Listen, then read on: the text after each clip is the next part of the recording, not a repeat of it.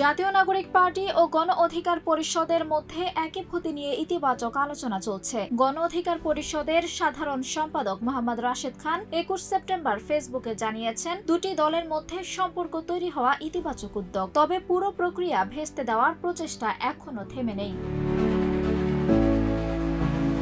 তিনি বলেন, তারুণ্য ঐক্যবদ্ধ হলে বাংলাদেশের রাজনীতিতে নতুন শক্তির জন্ম হবে। এই উপলব্ধি উভয় পক্ষের নেতাকর্মীদের মধ্যে থাকা উচিত। রাশেদ খান আরও জানান, একীভূতি প্রক্রিয়ায় সকলের দায়িত্বশীল আচরণ জরুরি, তা না হলে মানুষের স্বপ্ন ক্ষতিগ্রস্ত হতে পারে।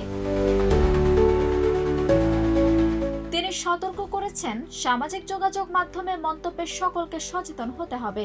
গণ অধিকার পরিষদ ন্যায্য ও সাম্যতার ভিত্তিতে একীভূতিতে ইতিবাচক মনোভাব পোষণ করছে। এনসিপি ও গণ অধিকার পরিষদের নেতাকর্মীদের একীভূতি বাস্তবায়নের মাধ্যমে রাজনৈতিক দৃঢ়তা ও নতুন শক্তি প্রদর্শন করতে হবে। রাশেদ খানের পোস্টে দুই দলকে বোঝাপড়া ও সম্পর্ক এগিয়ে নেওয়ার আহ্বান জানানো হয়েছে। আঞ্জুম হক আরবি, প্রজন্ম 24।